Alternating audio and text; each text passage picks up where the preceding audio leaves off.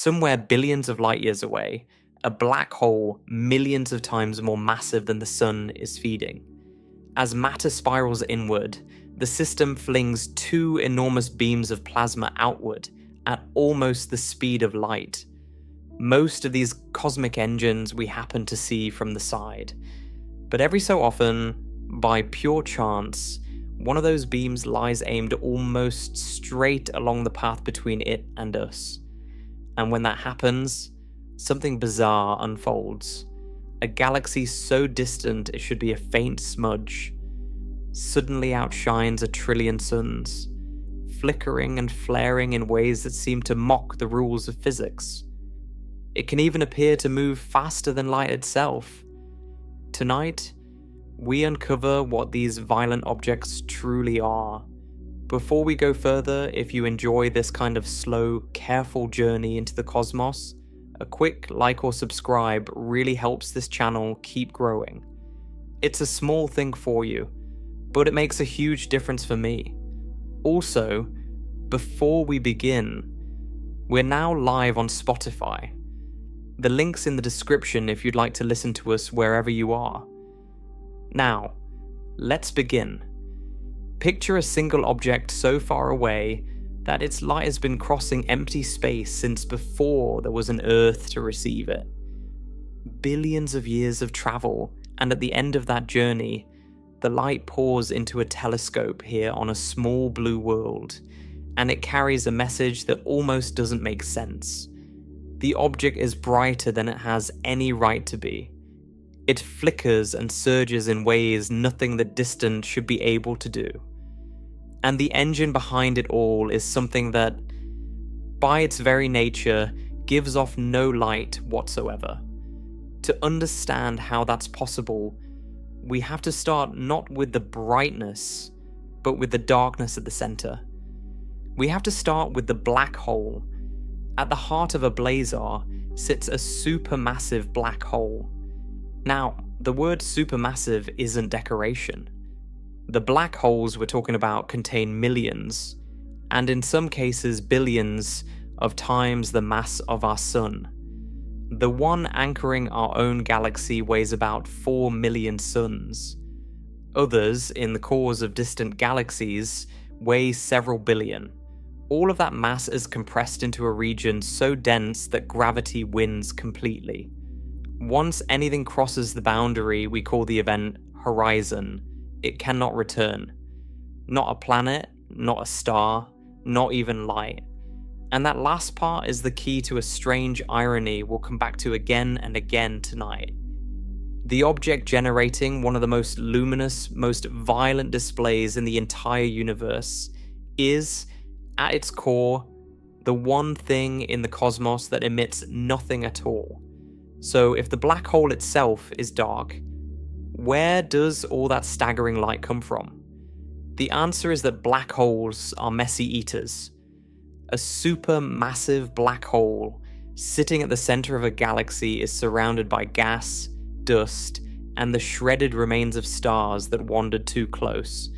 But this material doesn't simply fall straight in, like a stone dropped down a well. It has sideways motion, angular momentum, and so instead of plunging inward, it spirals. Over time, all that infalling matter settles into a vast, flattened, whirling disk, circling the black hole the way water circles a drain. Astronomers call this the accretion disk, and it is one of the most important structures in this entire story. Here's what makes the accretion disk so remarkable. As matter spirals inward, it doesn't move politely. The inner edges orbit faster than the outer edges, and that difference creates friction. Layers of gas rub against each other, grinding and shearing at tremendous speed. Gravitational energy, the energy of all that material falling deeper into the black hole's pool, gets converted into heat. And we are not talking about a warm afternoon. The inner regions of these disks can reach temperatures of hundreds of thousands, even millions of degrees. At those temperatures, matter glows ferociously, blazing across the spectrum, especially in ultraviolet and X-ray light. So the light we see is real, intense and continuous, but notice where it's coming from. It is coming from the superheated gas around the black hole. It is not coming from inside the black hole. The black hole contributes the gravity. The gas contributes the glow. That distinction is going to matter enormously. And it's worth lingering on why the disk is hottest at its inner edge, because that detail turns out to matter for everything that follows. The closer a ring of gas orbits to the black hole, the faster it must move to resist falling in, and the more violently it shears against the gas just outside it. The deeper into the gravitational well a parcel of matter sinks, the more energy it surrenders as heat. So the disk is not uniformly warm like a heated plate. It is a graded furnace, cool and dim at its outer reaches, where the gas circles lazily, and white-hot and ferocious near the center, where the gas is whipping around at a sizable fraction of light speed just before it makes its final plunge. Most of the disk's light pours out of that innermost region, the last stable zone of orbiting matter before the event horizon. This is why the radiation peaks in the high-energy ultraviolet and X-ray bands, rather than in gentle visible warmth. The engine's brightest, most energetic glow comes from the hottest, fastest, innermost gas, circling the very lip of the abyss. Hold that image, because the jets we're about to meet are launched from this same inner region, the most extreme real estate in the entire system. Now, before we go a single step further, I want to lock in the most important and most misunderstood idea about blazars, because everything that follows depends on it. A blazar is not a special kind of black hole. It is not a rare new species of object found nowhere else. It is not, despite how it sounds, a black hole that behaves differently from all the others. A blazar is an ordinary active galactic nucleus, the same basic engine found in the cores of countless galaxies, that simply happens to be oriented toward us in a particular way. Same black hole, same disk, same machinery. The only difference, the entire difference, is the angle from which we happen to be looking at it. Hold on to that, because it's the thread that ties this whole story together, and it's the thread that most people get wrong. Let me explain what I mean by an active galactic nucleus, and I'll keep it brief, because the real surprise tonight lies elsewhere. Most galaxies, including our own Milky Way, have a supermassive black hole at the center that is relatively quiet. It's there, it has enormous mass, but it isn't feeding much, so it isn't producing much light. But some galaxies have central black holes that are actively gorging on enormous amounts of material. These feeding black holes, with their blazing accretion disks, can outshine all the hundreds of billions of stars in their host galaxy combined. We call the bright cores of these galaxies active galactic nuclei. When one of these brilliant cores is so luminous it can be seen across billions of light years, we often call it a quasar. The crucial point is that all of these names, active galactic nucleus, quasar, and the blazar we're building toward, describe the same family of object. They are not fundamentally different engines. In many cases, they are the very same kind of engine, viewed from different directions and at different distances. The cosmos didn't build a separate factory for each label. It built one machine, and we invented different words for the different angles we catch it from. But an accretion disk and a feeding black hole, on their own, don't make a blazar. There's a second structure, and it is the one that elevates this from merely bright to genuinely extreme. Out of the central regions of some of these systems, perpendicular to the disk, two colossal beams of matter and energy erupt into space.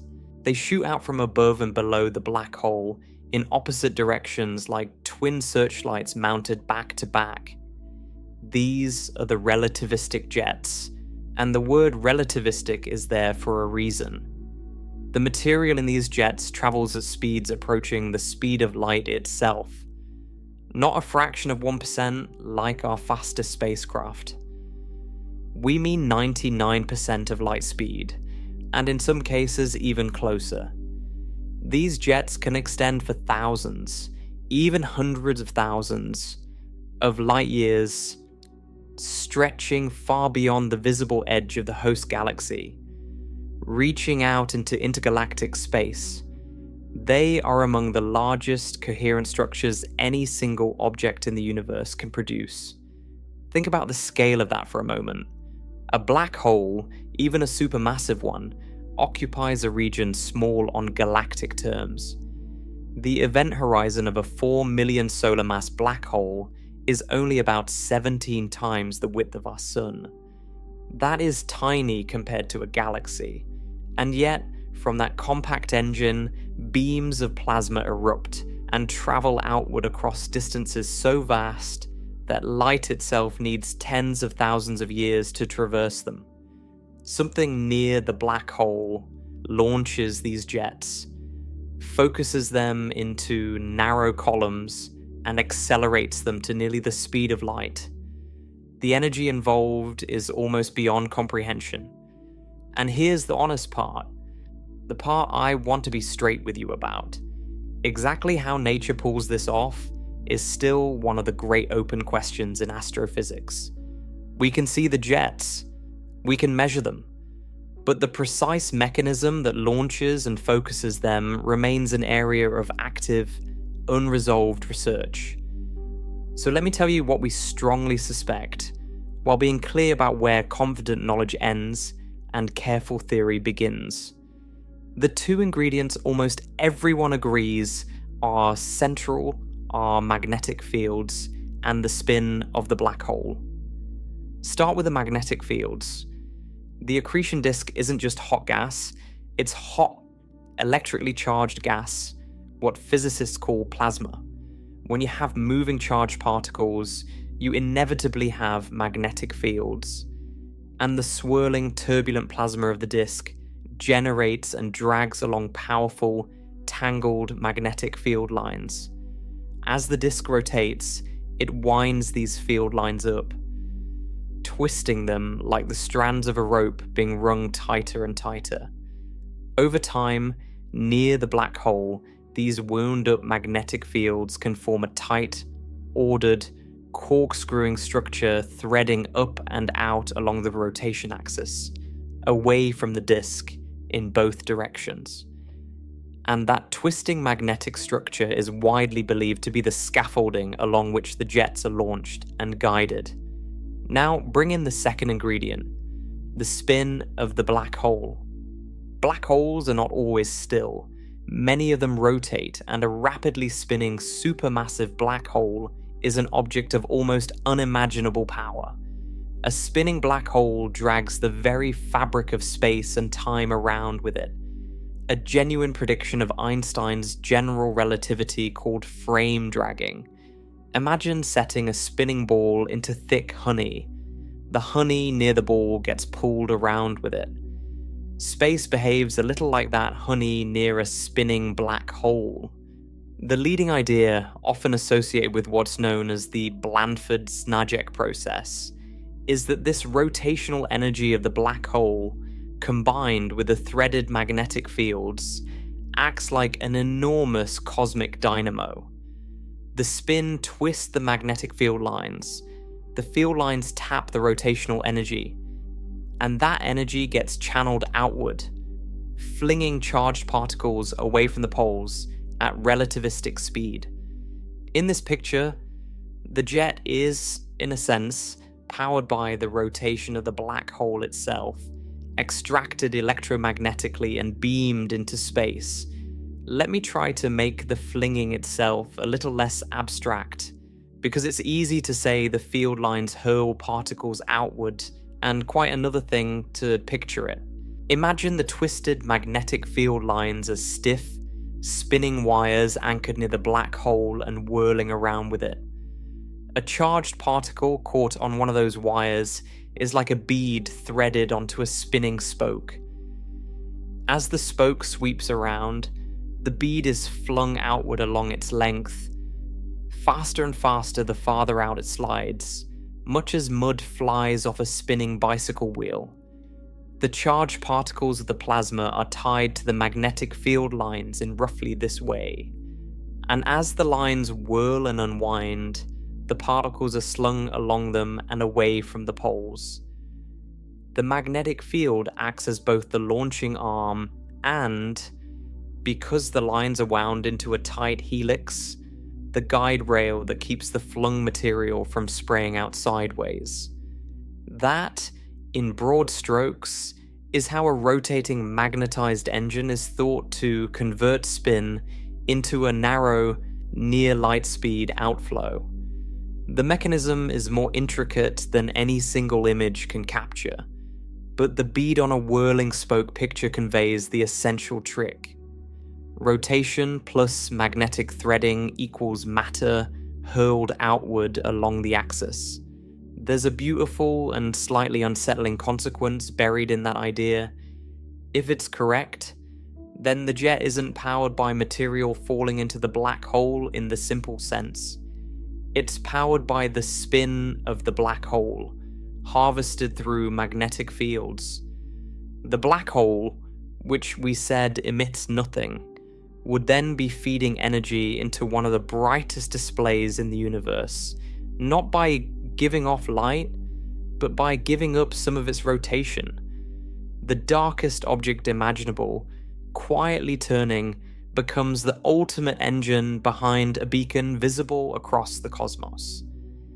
I find that genuinely staggering, and I want to be careful, because this is exactly the kind of place where it's tempting to overstate certainty. We do not have this fully nailed down, and the central debate is worth naming plainly, because it's a real one. How much of the jet's power comes from the spin of the black hole itself, harvested electromagnetically, versus how much comes from the energy released by material accreting through the disk? Both reservoirs are enormous. Both could in principle feed a jet. Some systems may lean more on one, some on the other, and disentangling the two is genuinely difficult, because from billions of light years away, we cannot watch the launching region directly. We see only the outflow far downstream. There are competing models, arguments about how the magnetic fields get organized and concentrated near the black hole in the first place, and open questions about how the jets stay so narrow over such immense distances. What is observed, the jets themselves, is solid and beyond dispute.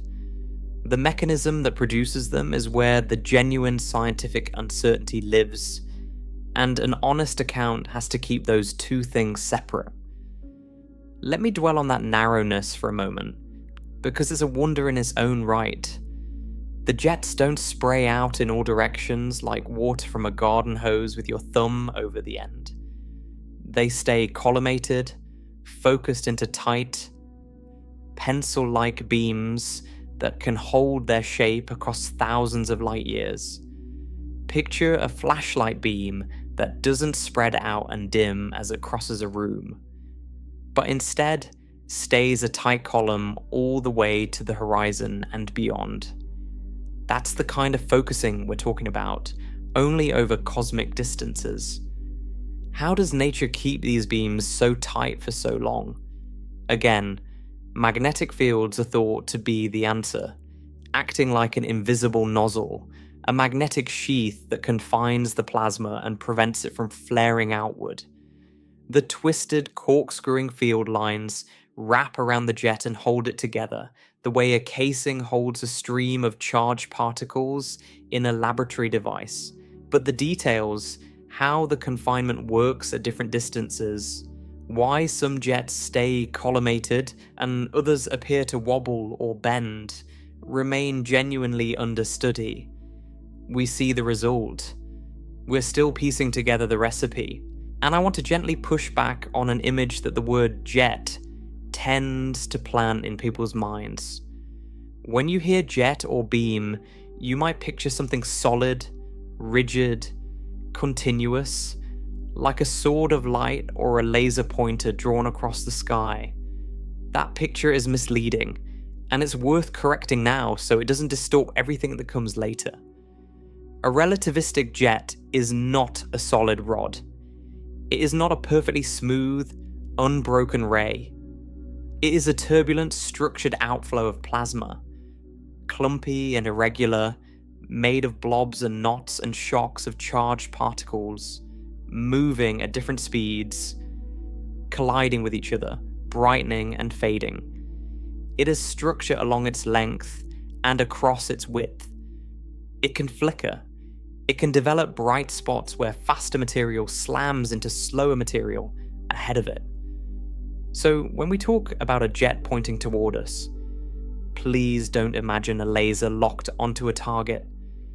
Imagine instead a roaring, ragged, near light speed river of glowing plasma, full of internal weather, blasting outward from the poles of a spinning black hole.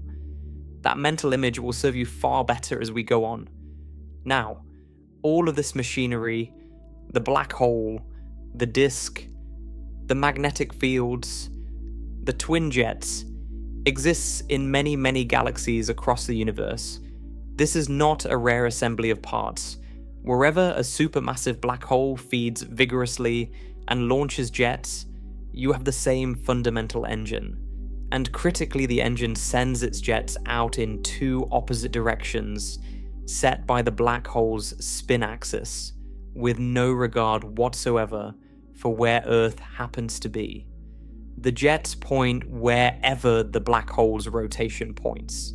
They are not steered, they are not aimed, they emerge along the axis the system was born with, and that axis can point in any direction at all relative to us.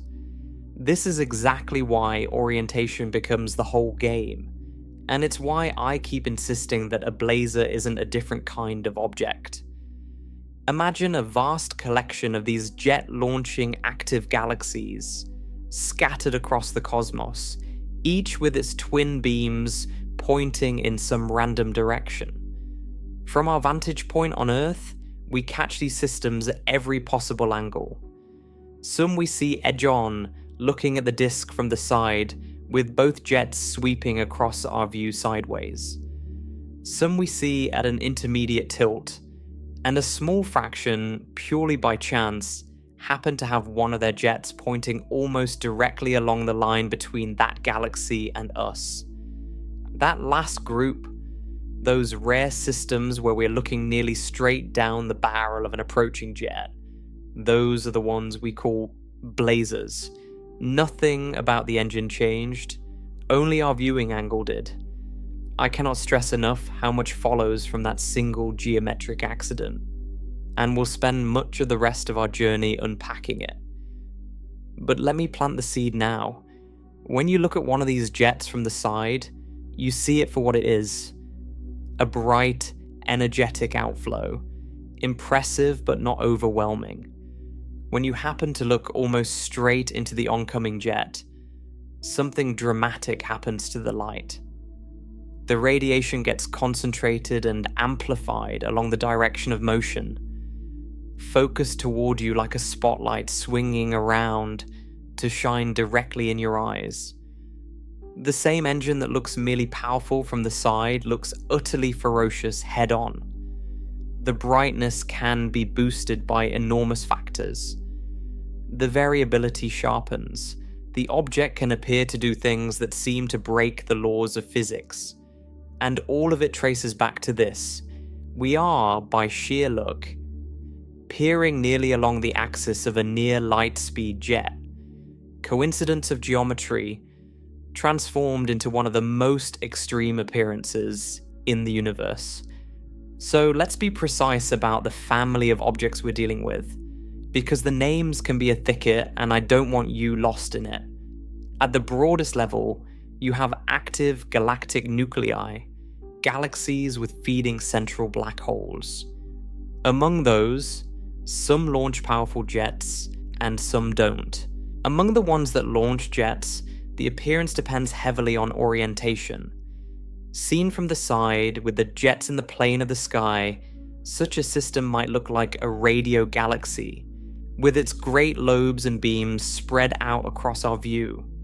Seen at a steeper angle, it might present as a more ordinary jetted quasar, and seen nearly end-on, with one jet aimed almost at us, it appears as a blazar. The underlying physics is shared. The dramatic differences in appearance are, to a large degree, differences in the angle of our line of sight. This idea that many different looking active galaxies are really the same kind of engine seen from the different directions is one of the genuinely elegant pillars of how astronomers understand these objects. It unifies a confusing zoo of names under one picture. Let me make sure one more time that the role of the black hole is crystal clear, because it's the single point most likely to be misremembered. The black hole provides the gravitational stage. Its mass creates the deep well that pulls material in. Its spin, very likely, provides much of the power that gets channeled into the jets. But the light, every photon of it that reaches your eye or your telescope, comes from the matter outside the event horizon, the searing accretion disk, and above all, the plasma racing along the jet. The black hole is the conductor of the orchestra, not the source of the sound. When you look at a blazar and marvel at its brilliance, you are not seeing into the black hole. You are seeing the matter the black hole has set in violent motion. Nothing escapes from inside the event horizon, and so nothing you ever observe comes from there. The brightness is a story about the surroundings, orchestrated by the dark mass at the center. It's worth pausing on just how counterintuitive that arrangement is. We have an object defined by the fact that it traps light, and yet it sits at the heart of one of the most luminous phenomena in all of creation. The resolution to that apparent paradox is the whole architecture we've just walked through. The trapping happens at the event horizon, an invisible boundary. The shining happens outside it, in the matter that gravity is heated, twisted, magnetized, and flung outward. The black hole's influence reaches out through gravity and, very probably, through the magnetic harvesting of its spin, but the black hole itself stays dark. Light is produced in the chaos that the black hole creates around itself, not in the black hole. Get that picture firmly in mind, and a blazar stops being magic and starts being mechanism. And here is something else I find quietly profound about all this. The light reaching us from a distant blazar left its source billions of years ago, in many cases when the universe itself was young. These powerful feeding black holes were especially common in the early universe, when galaxies were richer in gas and central black holes had more to consume. So when astronomers study a far-off blazar, they are not only looking across space, they are looking back in time, observing one of these engines as it was in the cosmic past. The flickering brilliance we record tonight is ancient. The black hole that produced it may have long since exhausted much of its nearby fuel and quieted down. We are watching a ghost of a younger, hungrier universe, its message finally arriving after a journey longer than the age of our planet. There's a humility in that.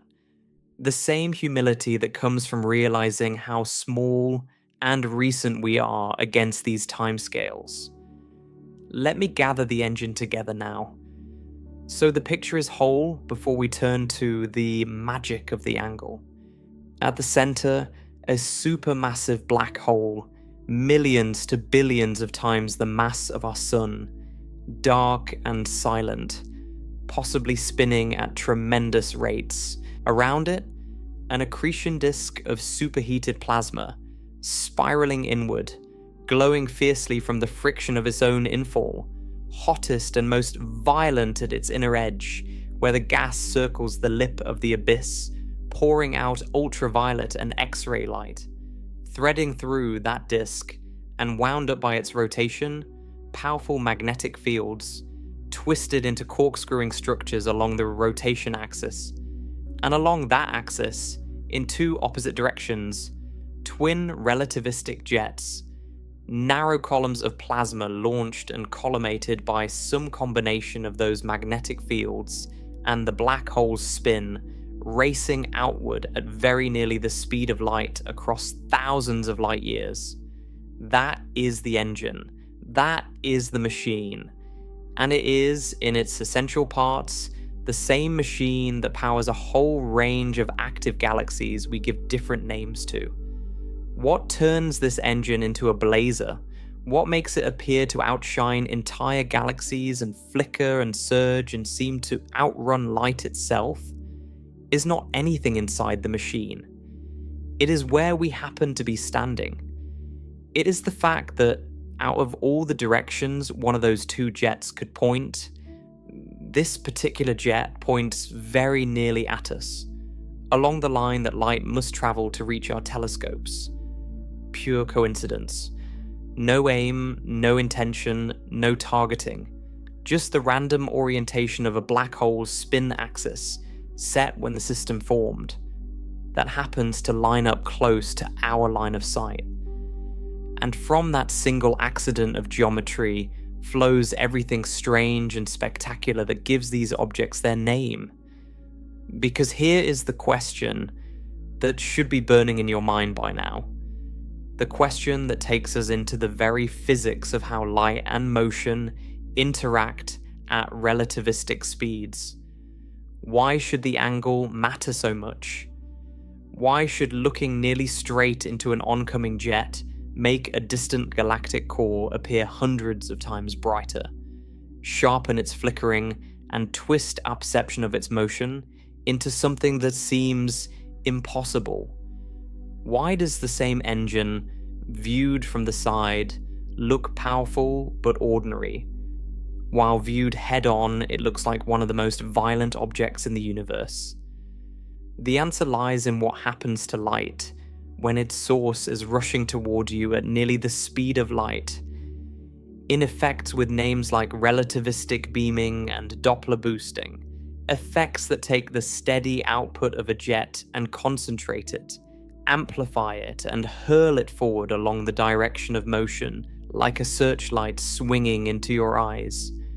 That concentration of radiation along our line of sight, produced by plasma moving at the edge of light speed, is the true secret of why a blazar is so uniquely, almost unbelievably extreme.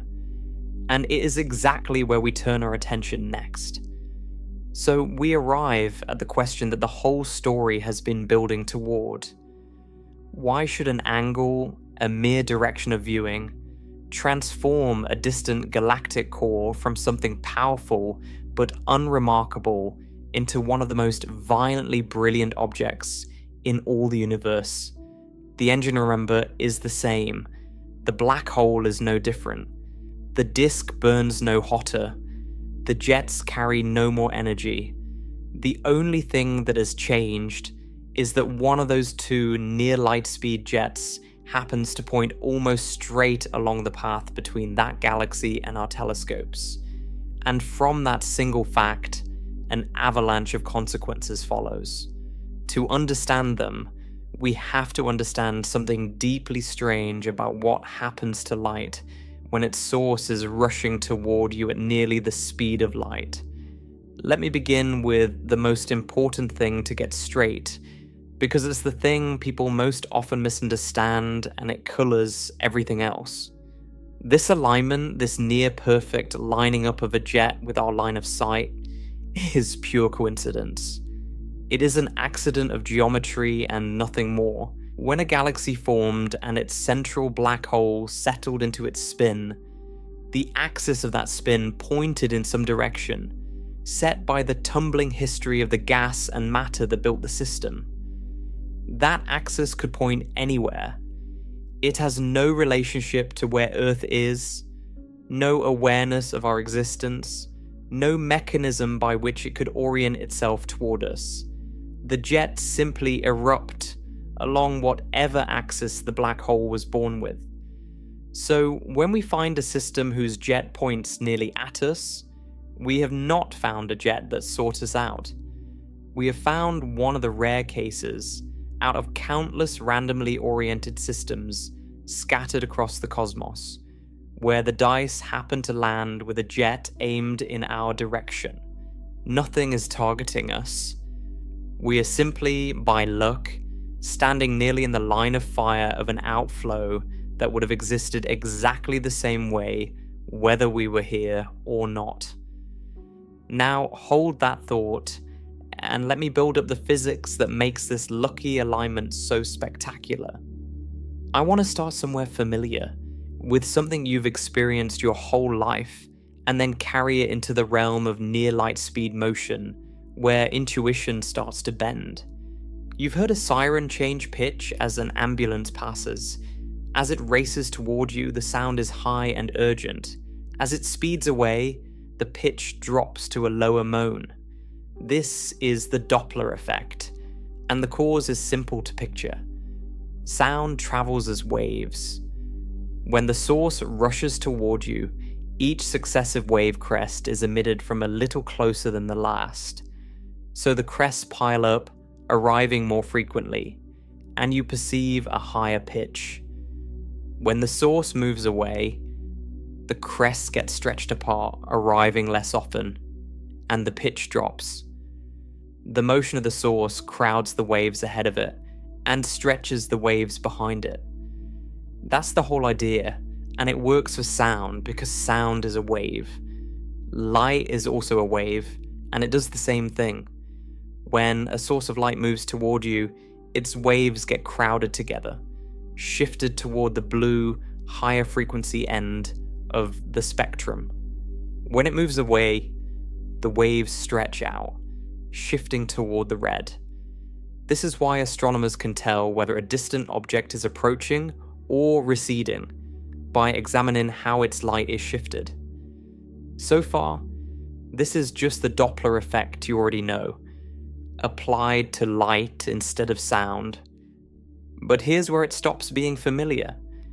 When the source isn't moving at the speed of an ambulance, but at 99% of the speed of light, the effect doesn't just shift the color a little, it transforms the entire character of the radiation in ways that have no everyday equivalent. The gentle pitch change of a passing siren becomes something far more dramatic, far more powerful, and it is the secret behind everything a blazar does. To get there, I need to introduce a second effect that works alongside the Doppler shift, and this one is even more counterintuitive. It's called relativistic beaming, and the simplest way into it is to think about how light from a moving source spreads out into space. Imagine a glowing object sitting perfectly still in space. It radiates light evenly in all directions, like a bare bulb hanging in the middle of a dark room. The same amount of light goes up, down, left, right, forward, backward. The glow is spread out uniformly across the whole sphere of directions around it. Now set that object moving, and not at any ordinary speed, but at nearly the speed of light. Something remarkable happens to the pattern of its radiation. The light that the object emits gets swept forward, concentrated into a narrow cone pointing in the direction of motion. Instead of glowing evenly in all directions, the moving source pours most of its light into a tight forward beam, like a flashlight. while behind it the radiation thins out to almost nothing. The faster the source moves, the tighter and more concentrated that forward beam becomes. Let me give you an image to hold on to. Think of running through a steady, gentle rain that's falling straight down. When you stand still, the rain hits the top of your head evenly. But when you start running, the rain seems to come at you from the front, slanting into your face, concentrated ahead of you. The faster you run, the more the rain appears to come from directly in front. The rain didn't change direction. Your motion changed how the rain meets you, sweeping it toward your forward direction. Light from a fast-moving source behaves with a related kind of forward sweeping, except the effect is vastly stronger because we're dealing with speeds near that of light itself. The radiation gets beamed, focused, hurled forward along the direction of travel. Now combine these two ideas because they happen together, and the combination is the heart of why a blazar is so extreme. You have plasma in the jet racing toward you at nearly light speed. First, the Doppler effect crowds its light waves together, shifting them to higher energies and making each photon more energetic. Second, relativistic beaming sweeps the radiation forward into a tight cone pointing in the direction of motion, which, in the lucky case of a blazar, points nearly straight at us. So we receive light that has been both energy boosted and direction concentrated. The total effect, the way the apparent brightness gets amplified, is what astronomers call Doppler boosting, and the amplification is not gentle. It is enormous. Let me try to convey just how enormous. The brightness boost doesn't scale simply with speed.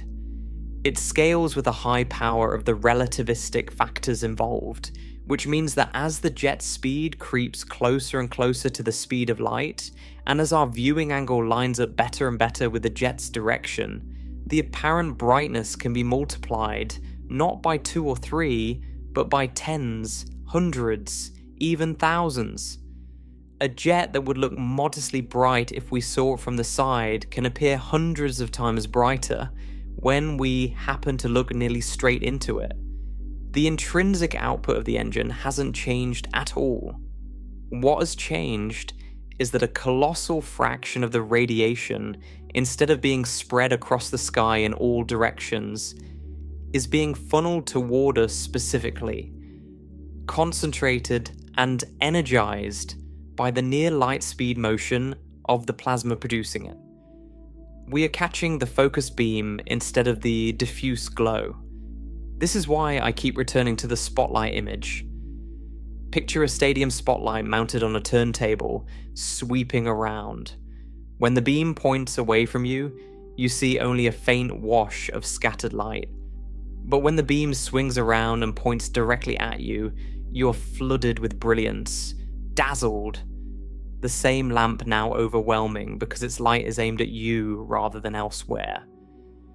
A blazar is, in effect, a cosmic searchlight that happens to be pointed nearly in our direction, except the searchlight isn't sweeping. It's been holding roughly that orientation for as long as the jet has existed, and the concentration of light comes not from a reflector, but from the relativistic motion of the emitting plasma itself. We are standing where the beam is brightest, and now we can answer one of the most striking puzzles about these objects. A puzzle that beautifully demonstrates the power of the angle. Remember that the engine launches 2 jets in exactly opposite directions, one above the disk and one below. They are, as far as we can tell, essentially twins, carrying comparable energy, produced by the same machinery. So if both jets are roughly equal, why is it that when we look at a blazar, we see overwhelming brilliance from one jet, while the other, the one pointing away from us, is faint, sometimes nearly invisible? The two jets are mirror images of each other in power, yet they look utterly different to us. Why? The answer is the same physics, applied in two opposite directions, and it's one of the most satisfying explanations in this entire subject. The jet pointing toward us has all its radiation Doppler boosted, beamed forward into our line of sight, energized and amplified by its near light speed approach. We catch the focused, brilliant forward cone. But the other jet, the twin pointing away from us, is moving in the opposite direction, receding at nearly the speed of light. For that jet, the same effects run in reverse. Its radiation gets beamed forward. But forward for that jet means away from us, so its light is swept off into the distance, not toward our telescopes. And the Doppler effect, instead of crowding its waves together, stretches them out, shifting them to lower energies and diminishing them. So the approaching jet is boosted into brilliance, and the receding jet is dimmed into near darkness. Two equal jets, one amplified and one suppressed, purely because of the direction each happens to be moving relative to us. The receding jet hasn't vanished.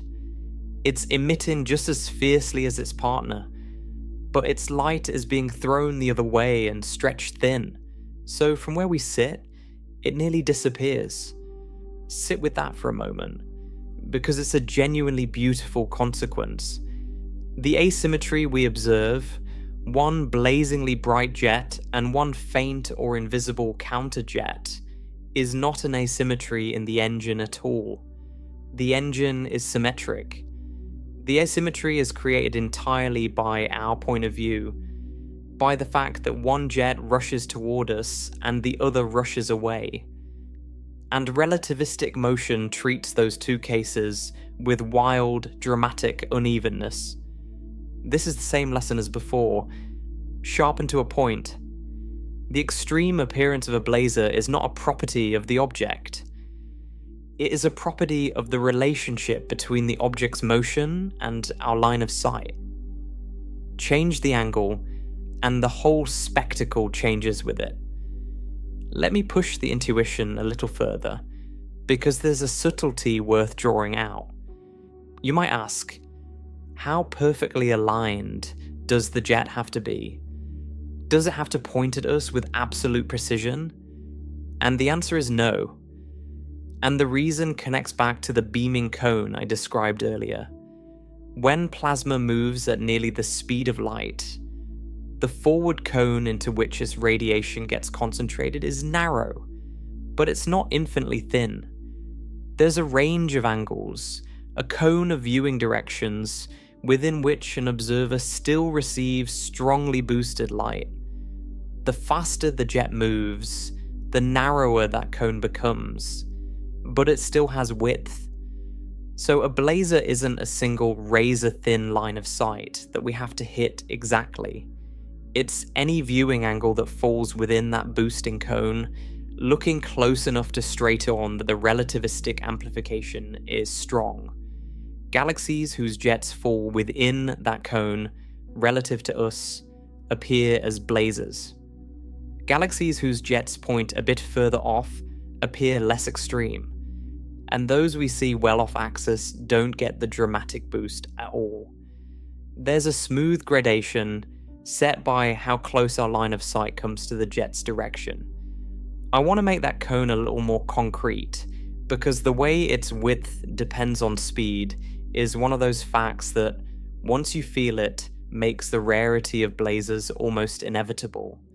The faster the plasma moves, the more tightly its radiation is squeezed into the forward direction, and the narrower the cone of strongly boosted light becomes. At modest relativistic speeds, the cone might be relatively generous, a fairly wide spray of directions from which the object would look boosted. But push the plasma to 99% of light speed, and the cone tightens dramatically.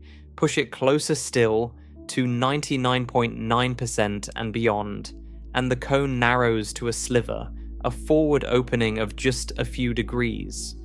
The very speeds that make a blazar so spectacular also make the window of favourable viewing angles vanishingly small. And here is the consequence that follows directly from the geometry. If the strongly boosted cone is only a few degrees wide, then out of all the possible directions a jet could point, only a tiny fraction happen to fall close enough to our line of sight to produce the full blazar effect. Picture all the directions a jet might aim as the entire surface of a sphere surrounding the object. The favourable cone covers only a minuscule patch of that surface.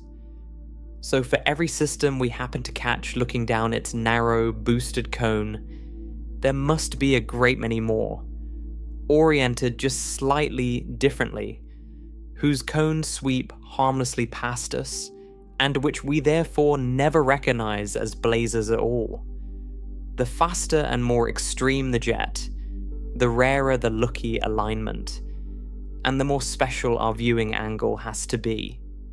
The extremity and the rarity are two sides of the same coin, both flowing from the same tightening of the cone with speed. This also tells us something quietly important about how common, or rather how rare, blazars must be. If only a narrow cone of viewing angles produces the blazar appearance, then for every galaxy we happen to catch within that cone, there must be many more similar jetted galaxies whose beams point elsewhere, away from us, that we simply don't see as blazars. They're out there, the same engines, but oriented so their boosting cones miss us. We only call them blazars when we happen to lie within the favoured cone. So every blazar we identify is, in a sense, the visible tip of a much larger population of similar objects pointing in every other direction.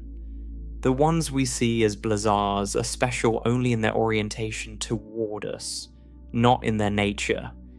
Again and again, the same theme returns: orientation, not essence.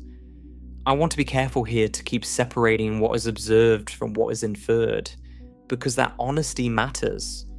The fact that we observe one bright jet and a faint or absent counter jet in these systems is an observation, something we can measure directly. The interpretation that this asymmetry is caused by relativistic beaming and Doppler boosting of intrinsically symmetric jets is a theoretical explanation, but it's an exceptionally well-supported one. It fits a whole web of independent evidence.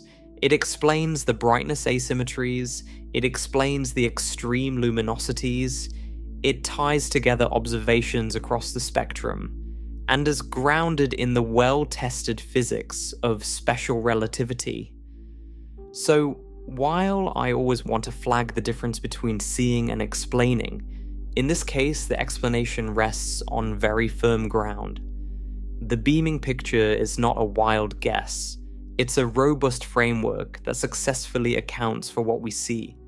Let me return to that everyday rain image one more time, because I think it can carry us a little deeper into why the energy of the light, and not just its apparent brightness, gets transformed. When you run through the rain and it slants into your face, two things happen at once. The drops seem to come from in front of you. That's the beaming light concentration. And they also seem to hit harder, with more force because you're running into them.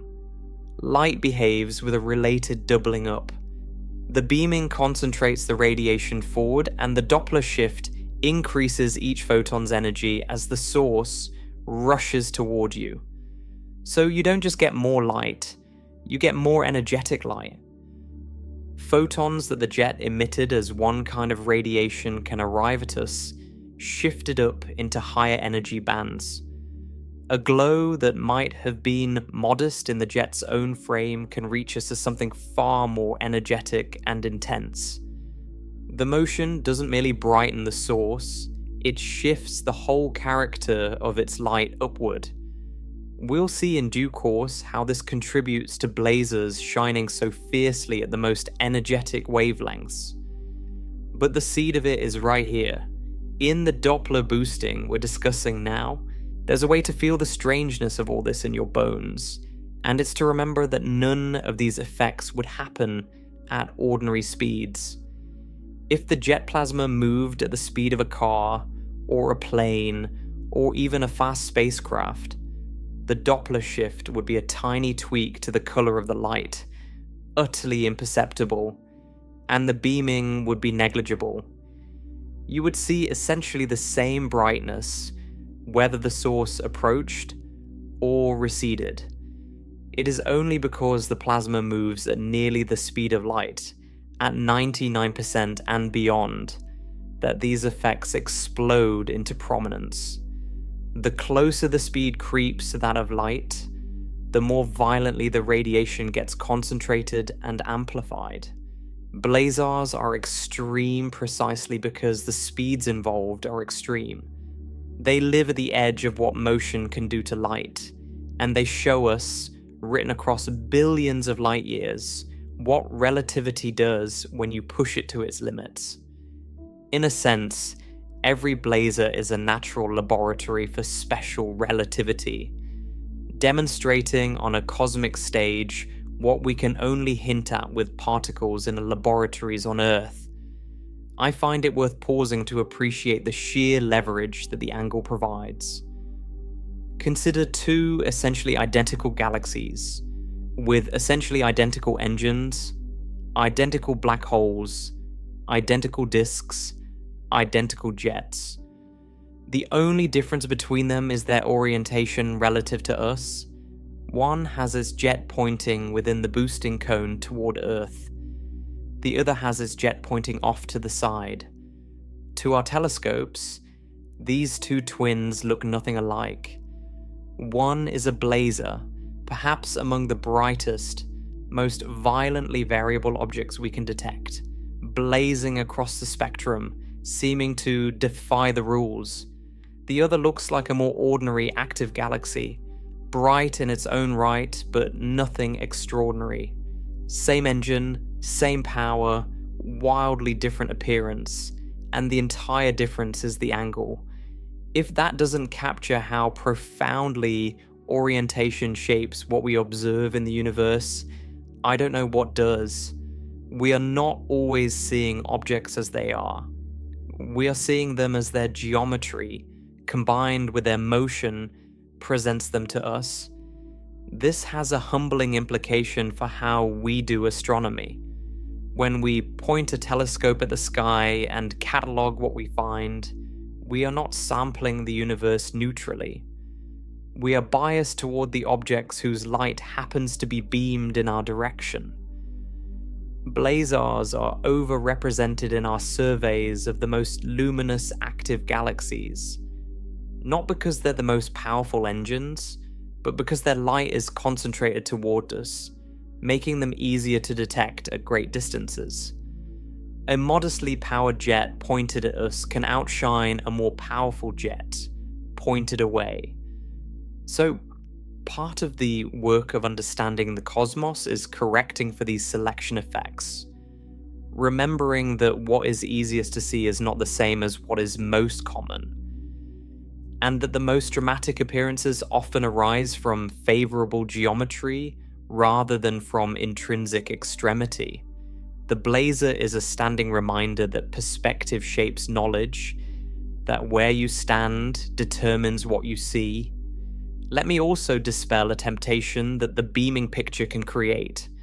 Knowing that a blazar's light is concentrated toward us, you might imagine the jet as a tight, deliberate ray, a precise beam locked onto our position, almost as if it were a signal.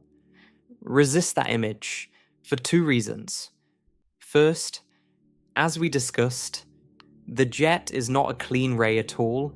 It's a turbulent, clumpy, structured outflow of plasma, full of internal shocks and blobs, not a smooth searchlight beam. The concentration of light comes from the relativistic motion of that messy plasma, not from any neat focusing of a ray. Second, and just as importantly, the concentration of light toward us is a fact about how relativistic motion redistributes radiation, not about any focusing the jet performs. A beam of light is not being steered onto us. Rather, the plasma's near light speed motion crowds its radiation into a forward cone whose axis we chance to lie near. The brilliance is a redistribution, not a delivery. Nothing reaches towards us. The radiation simply pours along the direction the plasma is already traveling, and our position intercepts it. The concentration is real. The targeting is an illusion born of our location. So let us gather up what the angle has given us. Take the same engine we built before, the dark, supermassive black hole, the searing accretion disk, the twisted magnetic fields, the twin relativistic jets racing outward at nearly the speed of light. Now, place ourselves, by chance, nearly along the axis of one of those jets, within the narrow cone into which its radiation is concentrated. The Doppler effect crowds and energizes the light coming toward us. Relativistic beaming sweeps that light forward into a tight cone aimed roughly at us. Together, through Doppler boosting, they amplify the apparent brightness by enormous factors. Tens, hundreds, even thousands. The approaching jet is lifted into brilliance. The receding twin, beaming its light the other way and stretched to lower energies, fades toward invisibility. The result is an object that, from our particular vantage point, appears far brighter and more violent than the same engine would appear from any other angle. Not because the engine is special, but because we happen to be looking nearly straight into the oncoming, near light speed flow. That is what a blazar fundamentally is. An ordinary, jetted, active galaxy, seen down the barrel of an approaching relativistic jet, with all the radiation amplifying consequences that relativity imposes. But brilliance is only part of what makes these objects so arresting, and the angle has more surprises in store. For there is something else profoundly strange about blazars, something that has puzzled and delighted astronomers since they first began watching these objects closely. They do not shine steadily, they flicker, they flare, they surge and fade on timescales that seem far too short for objects this enormous, brightening and dimming over days, over hours, sometimes over mere minutes, as though something vast were being switched rapidly on and off across the gulf of billions of light years. And that flickering is not just a curiosity, it is a clue, a measuring stick, a window into the size of the emitting region and the nature of the radiation itself. Why a blazar varies so dramatically, what that variability reveals about how small the glowing engine truly is, and how a single object manages to blaze across radio waves, visible light, X-rays, and the most energetic gamma rays all at once, is exactly where our journey turns next. There is something about a blazar that, once you notice it, refuses to let go of your imagination.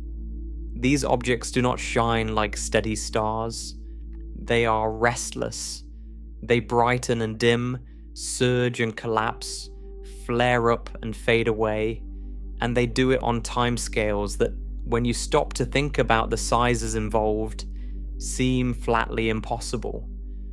A blazar billions of light years away can double its brightness over the course of a few days. It can flicker noticeably within a single night.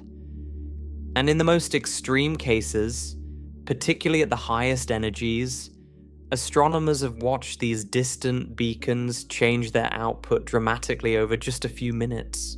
Minutes, from an object so far away that its light has been traveling toward us since before our solar system existed. That restlessness is not a footnote. It is one of the most revealing properties a blazar has, and buried inside it is a measuring tape that lets us deduce the size of an engine we can never come close to resolving directly. Let me first make sure you feel how strange rapid variability really is, because the strangeness is the whole point. When you look at most objects in the sky, they are reassuringly constant. The sun has burned at essentially the same brightness for billions of years. The stars and the constellations look the same to us as they did to people thousands of years ago. Change on the cosmic stage is usually slow, glacial, measured in millions or billions of years. So when we find an object the size of a galactic core, an object whose central engine spans a region that light itself would take a long time to cross, and we watch it brighten and fade over hours, our instincts rebel. How can something so vast change so fast? What could possibly switch on and off across such an enormous structure quickly enough to make the whole thing flicker on the timescale of an afternoon? The answer lies in a simple but powerful argument, one of the most elegant pieces of reasoning in all of astrophysics, and it turns the variability from a puzzle into a ruler. The key insight is this: an object cannot change its brightness all over, faster than light can travel across it. Let me unpack that, because it does a tremendous amount of work. Imagine a glowing sphere, and suppose something happens. Some change in conditions that makes the whole sphere brighten at once. Now, even if every part of the sphere brightened at exactly the same instant, the light from the near side of the sphere reaches you slightly before the light from the far side, simply because the far side is farther away and its light has farther to travel. The difference in arrival times is set by how long light takes to cross the sphere. If the sphere is one light day across, then the light from the far side arrives a full day after the light from the near side, even though both brighten simultaneously. So the brightening you observe gets smeared out over at least a day. You cannot see the whole change happen faster than that, no matter how abrupt the underlying event was. The size of the object imposes a minimum smearing time on any change in its brightness. Turn that around, and you have a measuring tape. If you observe an object whose brightness changes over a timescale of, say, 1 day, then the region producing that changing light cannot be much larger than the distance light travels in a day, about 1 light day across. If it varies over an hour, the emitting region could be no larger than about 1 light hour across. If it flickers over minutes, the glowing region must be smaller still, no larger than a few light minutes. The faster the variation, the smaller the region must be. The flicker speed sets an upper limit on the size of whatever is doing the flickering. This is a genuinely beautiful idea, because it lets us measure the size of something we cannot see as anything but a point of light. We never resolve the central engine of a blazar. It is far too small and far too distant. But by timing how fast it varies, we can place a firm ceiling on how big the emitting region is.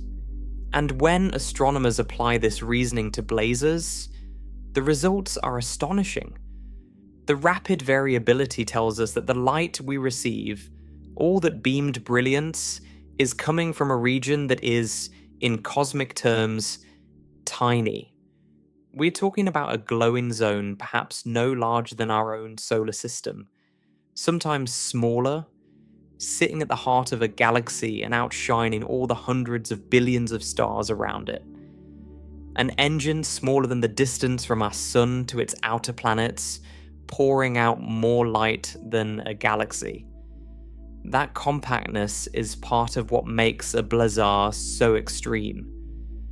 The energy is not spread out across a vast volume. It is concentrated into a small, ferociously bright knot, and that knot can change on the timescales we observe precisely because it is small enough for light to cross it quickly. Now, here is where the orientation we discussed earlier returns to deepen the picture, because the beaming doesn't just amplify the brightness of a blazar, it also affects the apparent timescale of its variability. When the emitting plasma is rushing toward us at nearly the speed of light, the same relativistic effects that boost the brightness also compress the apparent time scale of any changes. A flare that unfolds over a certain time in the jet's own frame gets squeezed, from our point of view, into a shorter observed time because the plasma producing it is chasing after its own light, narrowing the gap between successive signals reaching us. So, the breathtakingly fast flickering we see, those changes over hours or minutes, is partly the result of the small size of the emitting region and partly the result of relativistic time compression along our line of sight. The two effects work together. The region is genuinely compact, and the motion toward us makes its changes appear even faster than they truly are. Once again, the angle is woven through everything. This combination resolves what would otherwise be a real paradox. Without the beaming, the rapid variability of some blazars would imply emitting regions so small and luminosities so high that the radiation would be expected to choke itself off, the photons interacting and smothering the light before it could escape. But once you account for the relativistic motion toward us, the apparent size and the apparent brightness both get corrected. The true emitting region is somewhat larger, and the true luminosity somewhat lower than the raw numbers suggest, because we've been receiving a boosted, time-compressed view. The beaming, in other words, doesn't just make blazars spectacular, it makes their otherwise impossible-seeming properties physically consistent. The same orientation that explains their brilliance also explains how their fierce, fast flickering can happen at all without the light strangling itself. So we have established that the heart of a blazar is a small, compact, violently variable region of plasma beamed towards us and amplified by its near light speed motion. But I have been saying that this plasma glows, that it pours out light, without yet explaining how it produces that light in the first place. And this is where the story gains another layer of richness. Because a blazar does not shine the way a star shines. A star glows because it is hot. Its light is the thermal radiation of a glowing surface. The jet of a blazar produces light by entirely different mechanisms, two of them working in concert, and understanding them is the key to one of the most remarkable facts about these objects. That a single blazar can blaze across the entire breadth of the spectrum, from the longest radio waves to the most energetic gamma rays, all at once. Let me introduce the first mechanism, the one that does much of the work at the lower energy end. It is called synchrotron radiation, and at its core is a simple piece of physics with spectacular consequences. Recall that the jet is full of charged particles, electrons in particular, moving at nearly the speed of light, and that the jet is threaded through with magnetic fields. Now, here is the crucial fact. When a charged particle moves through a magnetic field, the field bends its path. A magnetic field exerts a force on a moving charge that curves its trajectory, forcing it to spiral around the magnetic field lines rather than travel straight. And whenever a charged particle is forced to change direction, whenever it accelerates in this way, it radiates light. This is a deep and general law of physics. Accelerating charges emit electromagnetic radiation. So as these near light speed electrons spiral around the magnetic field lines in the jet, constantly being bent and curved. They constantly radiate.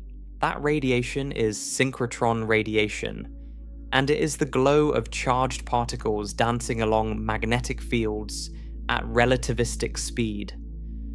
What makes synchrotron radiation so important for blazars is both its strength and its breadth.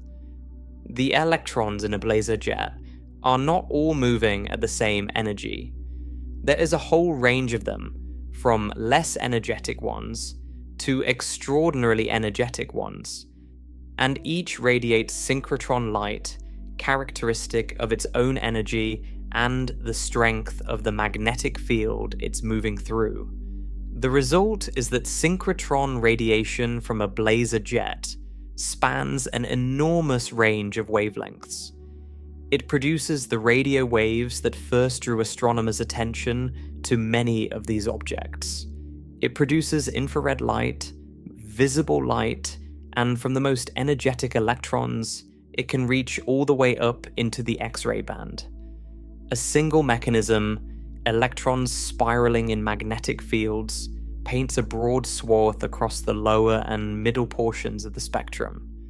That alone makes a blazar a strikingly broadband object, one that lights up detectors tuned to wildly different kinds of light. But synchrotron radiation, powerful as it is, does not get us the very highest energies that blazars are famous for. Blazars are among the brightest sources of gamma rays in the entire sky, pouring out radiation at energies far beyond what those spiraling electrons produce directly. To reach those extreme energies, we need the second mechanism, and it works hand in glove with the first. It is called inverse-Compton scattering, and it is a wonderful piece of physics once you see what it's doing. Start with the ordinary version, just to anchor the idea. Normally, when a high-energy photon strikes a slow-moving electron, the photon gives up some of its energy to the electron, bouncing off with less energy than it had. The photon loses, the electron gains. That's the standard interaction. Now invert it, which is exactly what the name suggests. In a blazar jet, you have electrons moving at nearly the speed of light, carrying tremendous energy, and you have photons, lower energy ones, floating around in the same region. When one of these ultra-fast electrons collides with a low-energy photon, the tables are turned. Instead of the photon giving energy to the electron, packed with energy from its relativistic motion, slams into the photon and kicks it up to a far higher energy.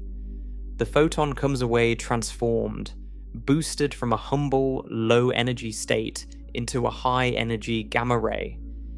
The electron has, in effect, lent the photon a tremendous shove.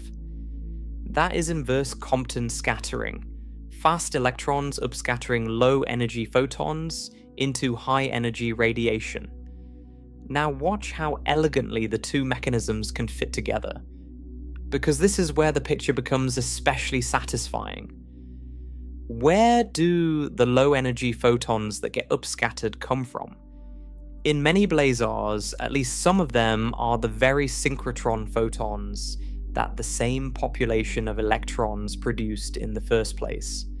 The electrons spiral in the magnetic field and emit synchrotron radiation, filling the region with photons. Then, those same energetic electrons collide with those very photons and upscatter them to gamma ray energies through inverse-Compton. The electrons, in a sense, light up the region with their own synchrotron glow and then punch a fraction of that glow up to the highest energies. This self-feeding process is one of the leading ways astronomers understand how a single compact region can radiate both the lower energy synchrotron light and the extreme gamma rays at once. In other blazars, the seed photons for upscattering may come partly from outside the jet, from the surrounding disk or other structures, but the essential physics is the same. fast electrons boosting photons to enormous energies. Put the two mechanisms together, and you understand one of the defining signatures of a blazar. Across the spectrum, the radiation from a blazar tends to show two great humps of emission. The first hump, at lower energies, from radio through visible light and into the X-rays, is the synchrotron radiation of electrons spiraling in magnetic fields. The second hump, at higher energies, reaching into the gamma-ray band, is the inverse-Compton radiation of those same electrons upscattering photons to extreme energies. Two humps, two mechanisms, one population of relativistic electrons doing both jobs. When astronomers measure the energy output of a blazar across every band they can observe and plot it out, this twin-humped shape emerges as a kind of fingerprint, telling them they are looking at the beamed jet of an active galactic nucleus rather than something else. And this is why a blazar is such a profligate emitter across the entire electromagnetic spectrum.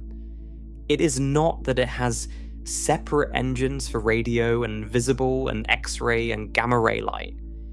It is that the same compact, beamed, magnetized region of relativistic electrons, through synchrotron radiation and inverse-Compton scattering working together, naturally produces light across an extraordinary range of energies.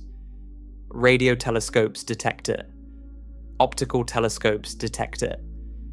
X-ray observatories detect it. Gamma-ray instruments detect it.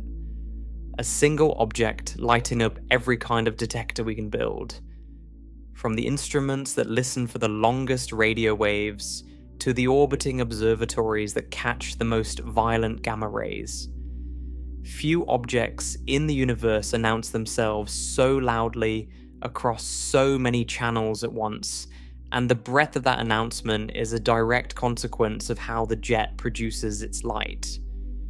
I want to fold the orientation back in here once more, because it shapes this emission too, and the threading of that single idea through every property of these objects is, I think, the deepest lesson of the whole subject. All of this radiation, both the synchrotron hump and the inverse-Compton hump, is produced in plasma moving toward us at nearly the speed of light. So all of it gets Doppler boosted and beamed in our direction.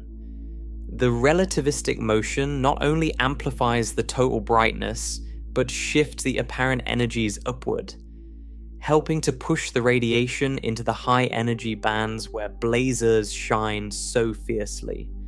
The reason blazars are such prominent gamma ray sources, the reason they dominate certain catalogs of the most energetic objects in the sky, is partly the inverse-Compton physics that produces gamma rays in the first place, and partly the beaming that boosts and concentrates that gamma ray light toward us.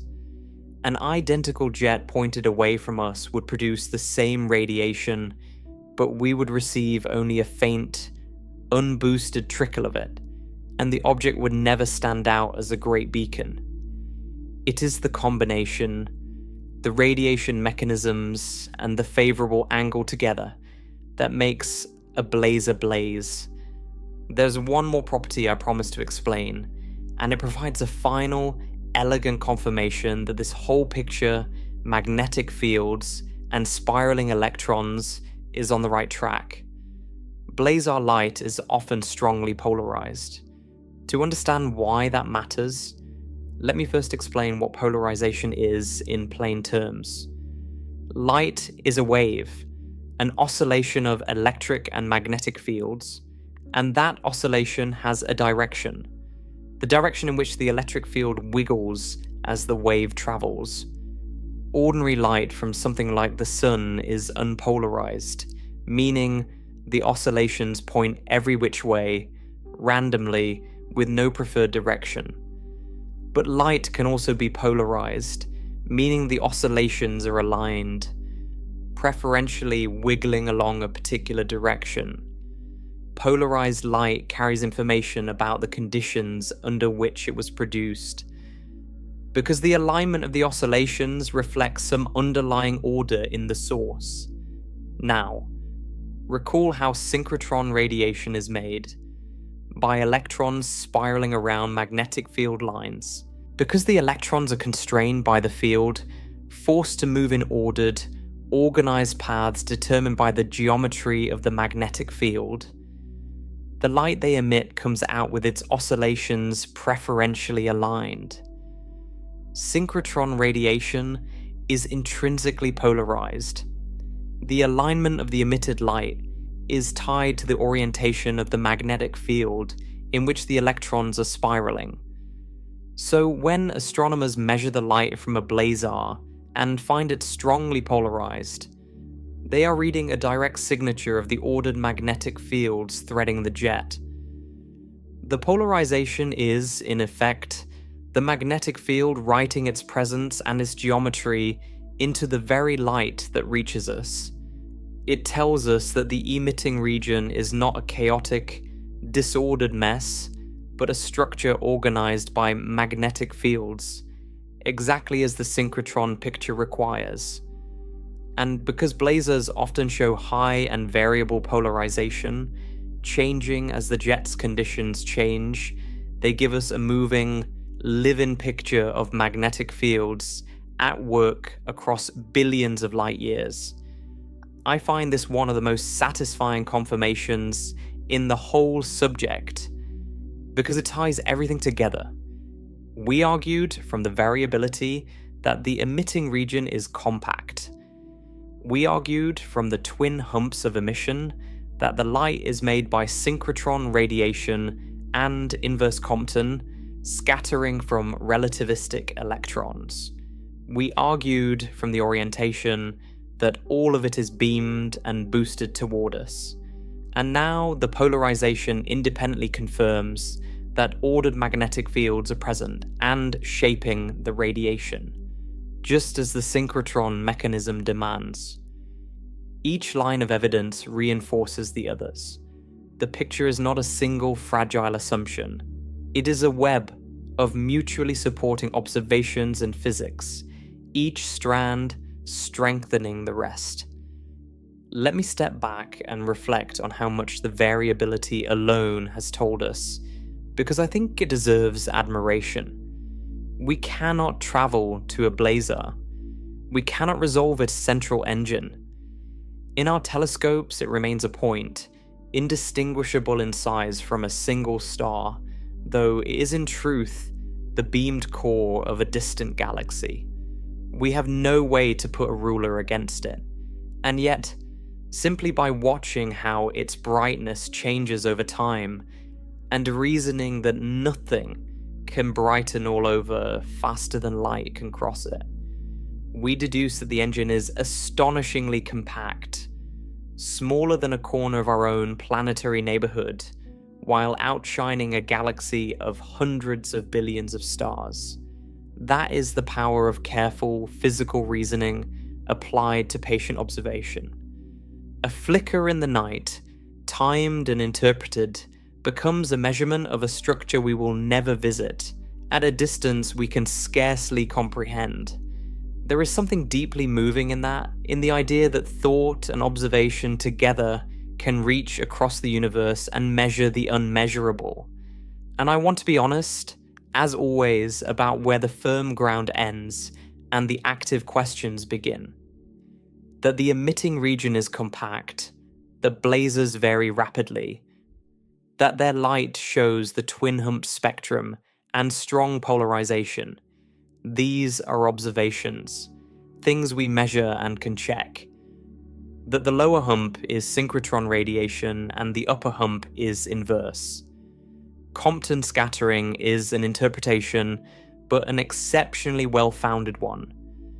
Supported by the polarization, by the shapes of the spectra, by the way the two humps brighten and fade together, and by the underlying physics that we understand thoroughly from laboratory work.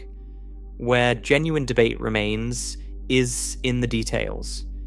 Exactly where in the jet the variability originates, what triggers the flares, how the electrons get accelerated to such enormous energies in the first place, whether the seed photons for inverse-Compton come mainly from inside the jet or from surrounding structures, and how all these pieces vary from one blazar to another.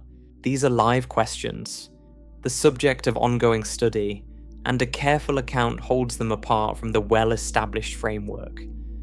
The broad picture is secure. The fine machinery is still being mapped. So let us gather what we have learned along the way. A blazar varies dramatically over days, hours, even minutes.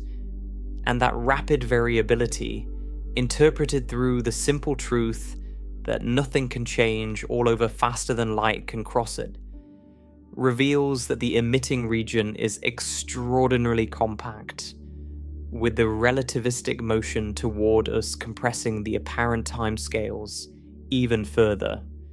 The light from that compact region is produced by two mechanisms working together: synchrotron radiation from relativistic electrons spiraling in magnetic fields, which dominates the lower energies from radio through visible light and into the X-rays, and inverse-Compton scattering, in which those same fast electrons upscatter low-energy photons to gamma-ray energies, which dominates the highest energies. Together these mechanisms, all of it beamed and boosted toward us by the jet's near light-speed motion, let a single blazar blaze across the entire electromagnetic spectrum at once, from radio waves to the most violent gamma rays. And the strong polarization of that light confirms, independently, the presence of the ordered magnetic fields that the synchrotron picture requires. A compact, magnetized, relativistic engine, flickering and flaring, beamed in our direction, shining in every kind of light we know how to catch. But for all that we have now explained, the brilliance, the asymmetry of the jets, the flickering, the broadband glow, the polarization, there remains one property of blazars so startling that when astronomers first measured it, some wondered whether their instruments had failed, or whether the laws of physics themselves were in question. For when they watched the bright knots within these jets over months and years, tracking how they moved across the sky, they found something that appeared to be flatly forbidden. The blobs of plasma seemed to be moving faster than light. Not close to the speed of light, but several times faster than light, in apparent violation of the most fundamental speed limit in the universe. It looked, for all the world, like matter outrunning the very thing that nothing is supposed to be able to outrun. How can that be? Is it real? Does it break the rules that we have leaned on through this entire story? The resolution to that apparent impossibility, and the way it places blazars at last within the great family of active galaxies, distinguishing them from their cousins and answering, finally, whether such a jet could ever pose any danger to us, is exactly where our journey comes to its close. When astronomers first tracked the bright knots of plasma inside these jets across months and years, carefully measuring how far they appear to move against the background of the sky, they reached a conclusion that should have been impossible. The blobs seemed to be traveling faster than light. Not nearly as fast as light, which we have come to expect from these jets, but several times faster than light itself, apparently sprinting across space at speeds that the deepest law of physics says nothing can reach.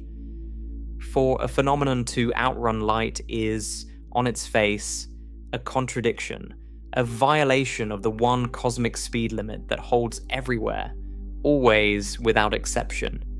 So either the measurements were wrong, or our understanding of the universe was broken, or something subtler was going on. The phenomenon earned a name, apparent superluminal motion. And the word apparent is doing an enormous amount of work, because the resolution to this puzzle is one of the most beautiful illusions in all of astronomy. And it brings the role of orientation, the thread running through this entire story, to its sharpest point. Let me say clearly, before we unravel it, what the answer is not. The plasma is not really moving faster than light. Nothing is. The cosmic speed limit stands, unbroken, exactly as firm here as anywhere. What we are seeing is an illusion of geometry and timing, an artifact of the fact that the jet is pointed almost directly at us and the plasma within it is moving at very nearly, but not quite, the speed of light. When you combine those two circumstances, a jet aimed close to our line of sight and material moving along it at relativistic speed, you produce an appearance of faster than light motion that is entirely real as an appearance and entirely false as a fact. Let me build the picture so you can see exactly how the trick works. Because once you see it, it becomes not mysterious, but inevitable. Imagine a blob of plasma in the jet, moving towards us at, say, 99% of the speed of light, and moving along a direction that is only slightly off from pointing straight at us. Now think carefully about the light that blob emits at two different moments.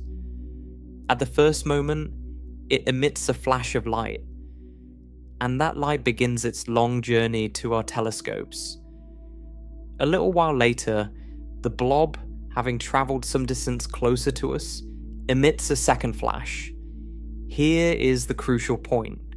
Because the blob has moved closer to us between the two flashes, the second flash has a shorter distance to travel than the first.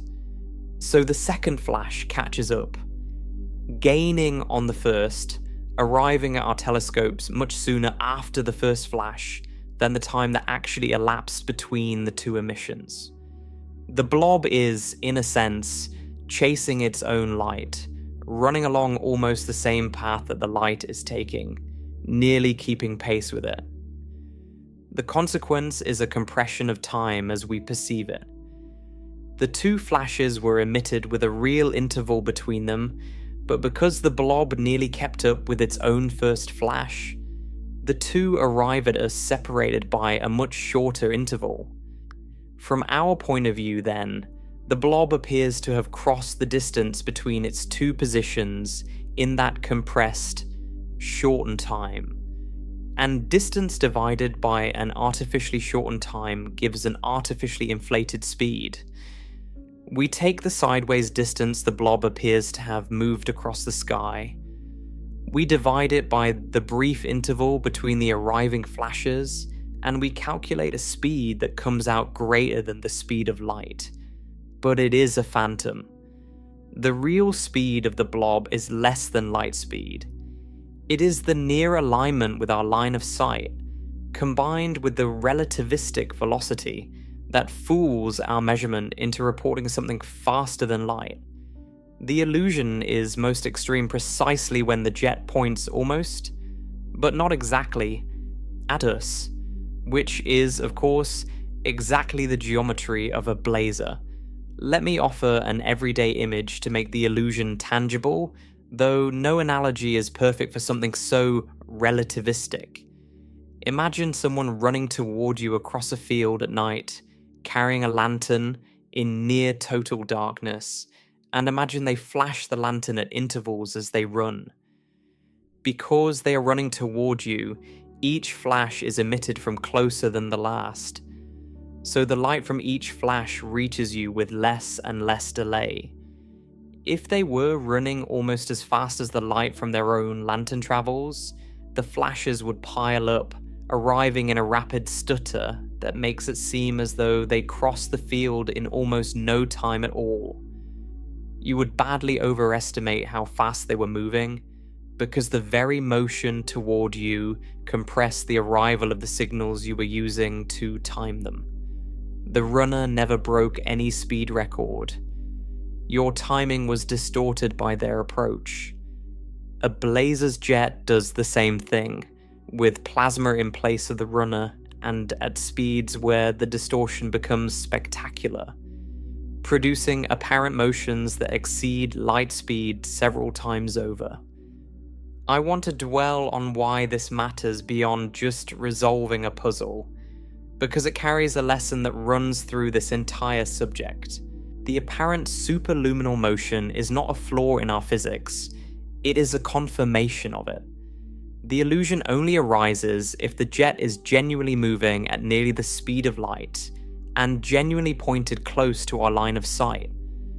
So when we observe these apparent faster-than-light motions, we are not discovering a violation of relativity. We are discovering powerful evidence that the jet really is relativistic, and really is aimed nearly at us. The illusion is, paradoxically, proof of the very framework that explains it. It tells us the plasma is moving at the extreme speeds we've been describing, and it tells us our viewing angle is small, that we are indeed looking nearly down the barrel of the jet. Apparent superluminal motion, far from threatening the picture we have built, is one of its strongest pillars. The same near alignment that boosts the brightness, that beams the radiation, that compresses the variability, also produces the illusion of faster than light travel. Orientation, once again, explains everything. And it's worth pausing on how astronomers actually caught the knots doing this, because the measurement is as patient and clever as the illusion is dramatic. You cannot watch a blob streak across the sky in a single night. These objects are far too distant for that. Instead, astronomers point radio telescopes at a blazar and make a precise image of the jet, mapping the positions of its bright knots against the fixed background of the sky. Then they wait. Months. Sometimes a year or more, and image it again. And again. Over a sequence of such snapshots, the knots are seen to have shifted, edging outward along the jet from one image to the next. By knowing how far away the object is, astronomers can convert that tiny angular shift into an actual distance the knot appears to have travelled, and dividing by the time between images gives the apparent speed. When they did this for the first time on certain jets, the arithmetic spat out a speed several times the speed of light, and it was no error in the instruments. It was the geometry of approach compressing the timeline exactly as we've described. It is a beautiful example of how careful, repeated observation, stretched over years, can reveal a phenomenon that no single glance could ever show, and how a result that looks impossible at first becomes, on reflection, a precise confirmation of the underlying physics. So let me state the resolution as plainly as I can, because it is important not to leave any ambiguity. The blobs in a blazar jet do not move faster than light.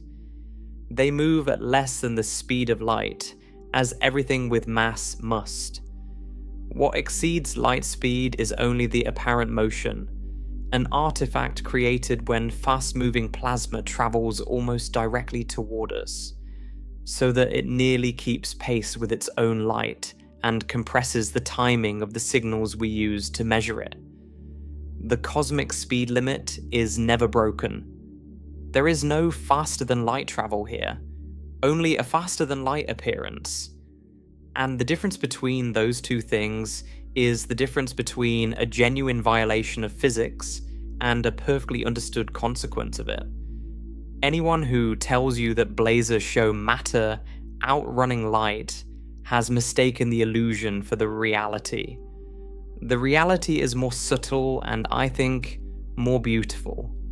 The universe arranges, through nothing but geometry and the finite speed of light, to show us something that looks forbidden while breaking no rule at all.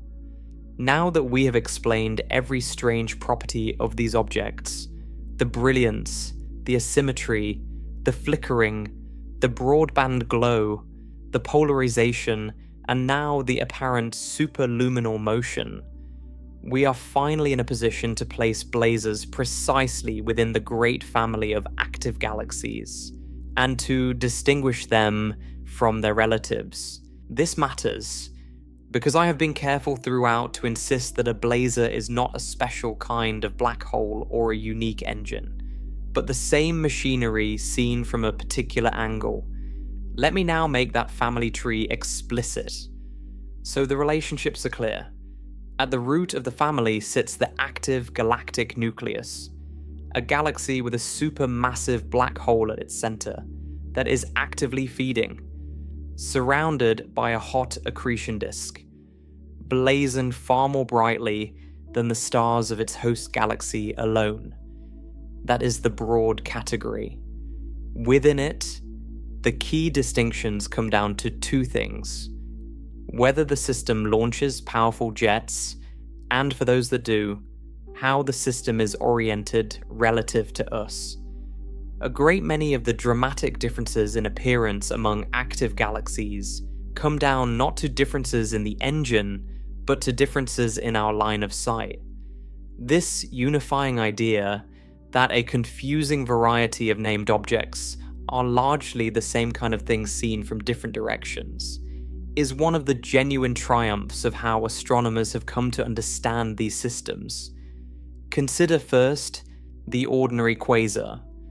A quasar is an active galactic nucleus, so luminous it can be seen across billions of light years, its central engine outshining the entire surrounding galaxy.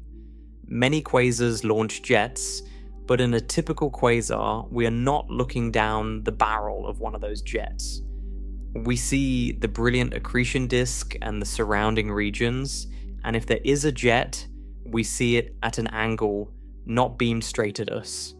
So a quasar is brilliant, but its brilliance comes mainly from the disk and its surroundings, and it does not show the extreme beaming effects of a blazar.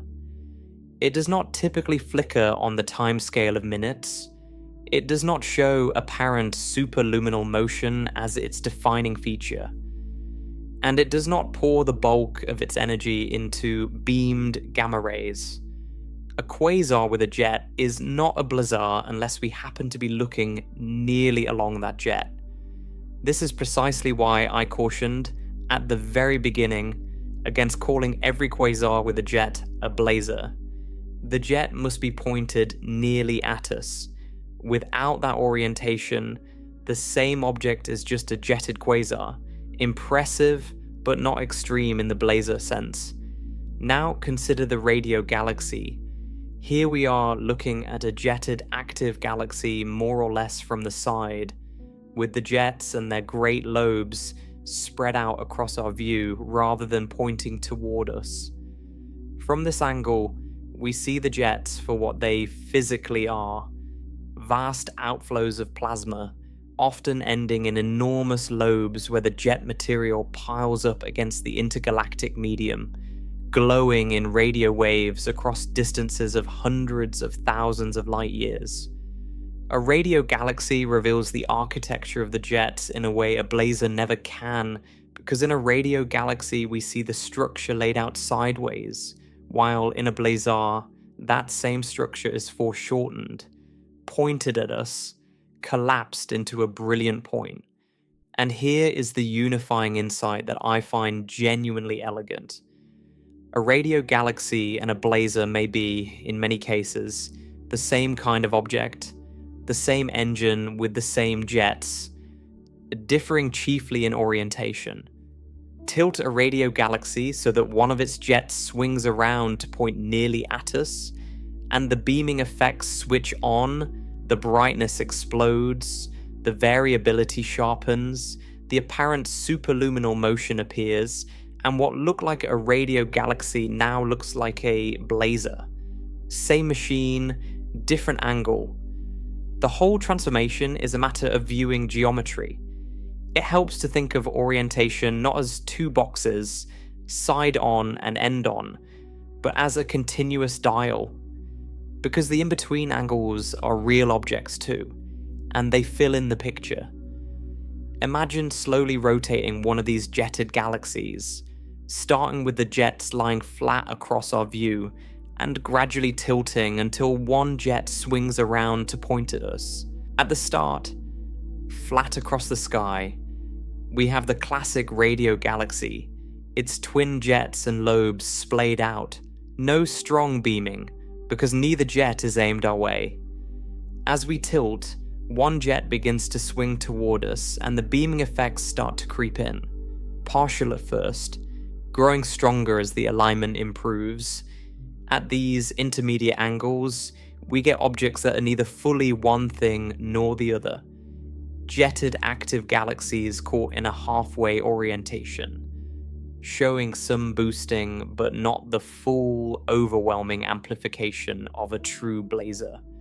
Astronomers do see exactly such in-between cases, objects whose properties sit between the side-on radio galaxies and the end-on blazars, and their existence is itself a confirmation of the whole unified picture. If orientation really is the master variable, then we should find objects at every angle along the dial, and we do. Keep tilting, all the way until one jet points nearly straight at us, within that narrow boosting cone, and the object blooms into a full blazar, its beamed jet dominating everything.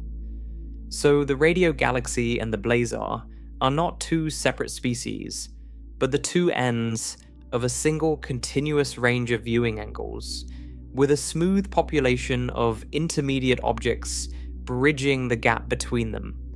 The dial runs from side on to end on, and where an object falls on that dial, not anything about its engine, largely sets which name we give it. This is the deepest reason a blazar is not a unique type of black hole. It is an active galactic nucleus with a jet that we happen to view nearly end on. The black hole at its center is no different from the black holes powering radio galaxies and jetted quasars. The disk is no different. The jets are no different. What is different, the only thing that is different, is that one of those jets point within the narrow cone of directions that brings its beamed radiation toward Earth. A blazar is defined by orientation, not by any special property of its engine. I have repeated this throughout our journey because it is the single most important and most misunderstood fact about these objects. And now, having explained all their strange behaviors, we can see exactly why it is true.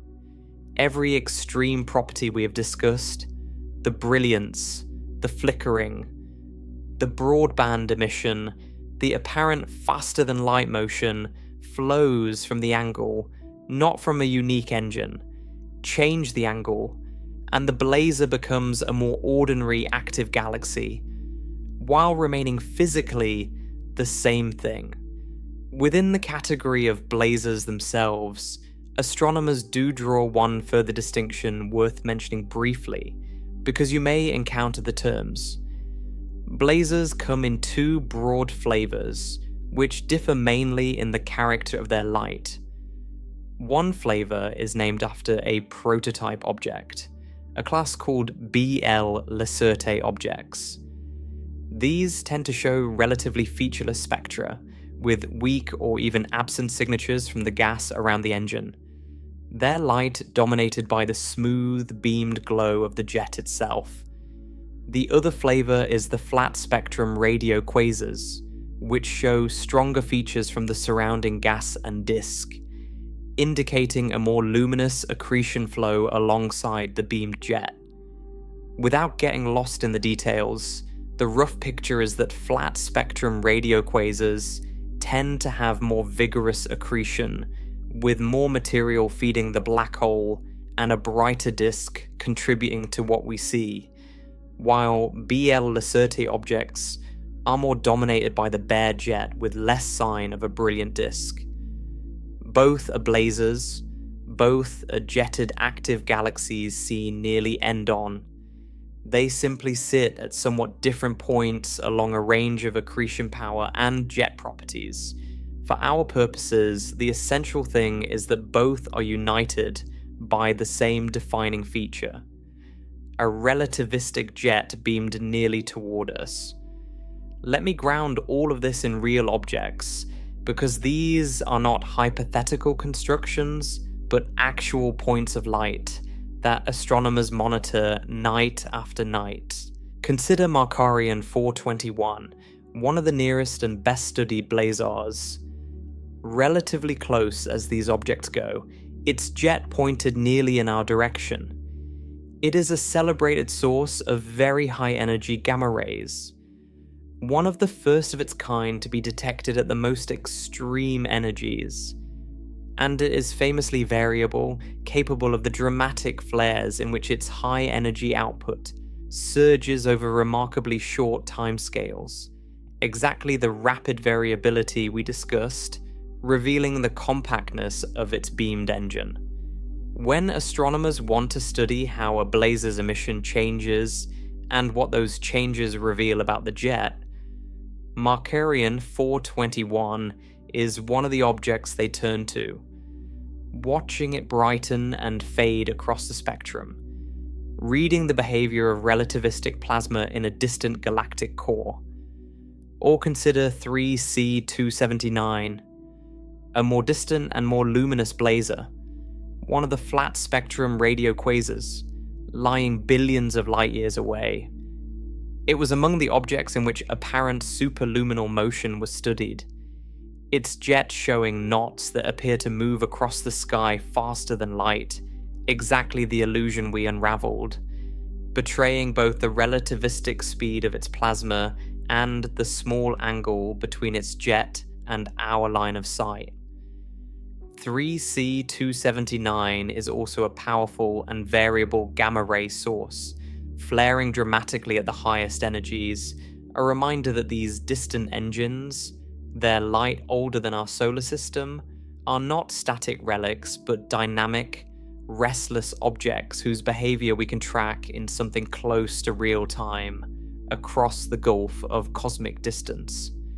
Two named beacons then, one relatively near and gamma ray bright, one far and superluminal, both jetted active galaxies that happen to point nearly our way, both showing in their real, measured behavior every principle we have built up through this journey. And now we arrive at the question that I suspect has been quietly forming in your mind throughout all of this. The question that the very framing of these objects naturally provokes. If a blazar is an object with a jet of relativistic plasma pointed nearly at us, a beam of near light speed particles and radiation aimed roughly in our direction, then should we be afraid? Is a blazar a threat? Is there a colossal cosmic weapon out there, its barrel turned toward Earth, capable of doing us harm? It is a natural fear, and it deserves a clear, honest, and reassuring answer, delivered without exaggeration in either direction. The answer is no.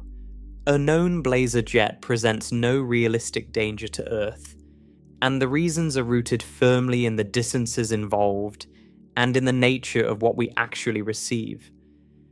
Let me walk through why carefully, because I want the reassurance to rest on understanding rather than on mere assertion.